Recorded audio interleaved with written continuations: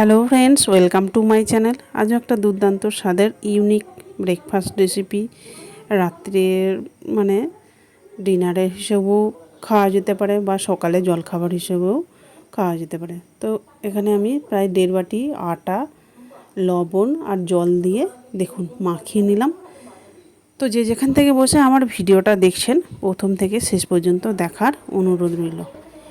এরপরে এটাকে রেস্টের জন্য ঢাকা দিয়ে 10 মিনিট রেখে দেবো। এদিকে আমি দেখুন সিদ্ধ আলু, একটা পনিরকে গ্রেট করে নিয়েছি, গাজর গ্রেট করে নিয়েছি, আর কাঁচা লঙ্কা কুচি নিলাম, স্বাদ মতো লবণ দিয়ে দিলাম, চিলি ফ্লেক্স দিলাম, এরপর দিলাম চাট মশলা, আমচুর পাউডার, তারপর দিলাম ভাজা জিরে গুঁড়ো।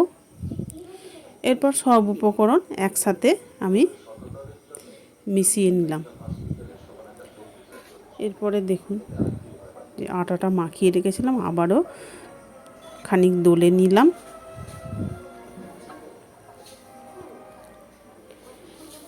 এরপর ছোট ছোট করে আমি দেখুন এই যে রুটির সাইজ মতো, যেরকম রুটি করি সেই সাইজের দেখুন বেলে নিলাম।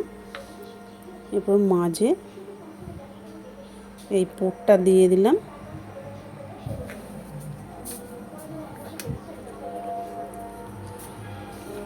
এরপর দেখুন এইভাবে আমি মুড়ে নিচ্ছি।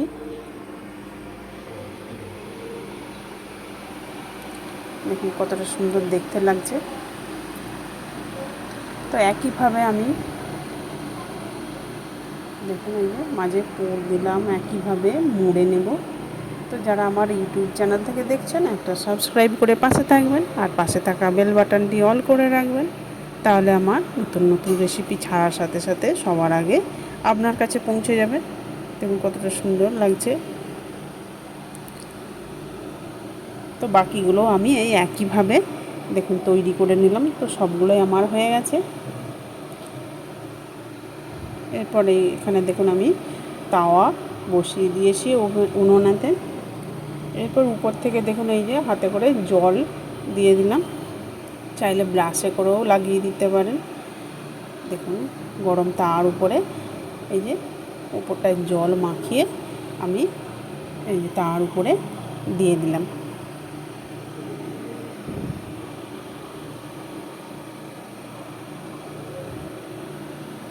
তো আমার সবগুলোই কিন্তু একেবারে হয়ে ধরে গেল আর কি, তাওয়ার মধ্যে 5টায় একটা তাওয়াতেই হয়ে গেছে। চাইলে কম করেও আপনারা দিতে পারেন। আমার জায়গা ছিল, তাওয়াটা বেশ বড় আছে, তাই 5টা ধরে গেছে একসাথেই। আর নিচের দিকটা 5 মিনিট রেখে দিলাম, নিচের দিকটা সিদ্ধ হয়ে গেল।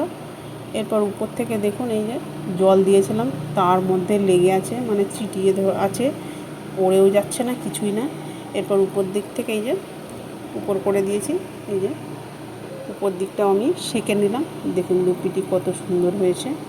একদম লো আঁচে কিন্তু সেঁকতে হবে, নাহলে ভিতরে কাঁচা থেকে যাবে। এরপর নামিয়ে নিলাম। দেখুন কতটা সুন্দর লোভনীয় হয়েছে।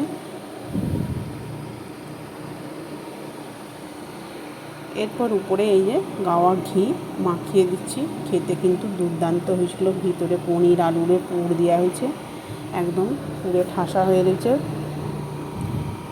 তো বাড়িতে আপনারা অবশ্যই একবার হলেও বানিয়ে দেখবেন। ভালো যদি লেগে থাকে লাইক, কমেন্ট, শেয়ার করে দেবেন বন্ধু বান্ধব আত্মীয় স্বজনদের মধ্যে। ভিডিওটা শেষ পর্যন্ত দেখার জন্য অসংখ্য ধন্যবাদ। তো কাল আবার হাজির হয়ে যাব অন্য একটি রেসিপি নিয়ে আপনাদের জন্য। দেখুন কতটা সুন্দর হয়েছে, ভিতরটা কত সুন্দর সিদ্ধ হয়ে গেছে, খেতেও কিন্তু দুর্দান্ত হয়েছিল। শেষ পর্যন্ত দেখার জন্য অসংখ্য ধন্যবাদ।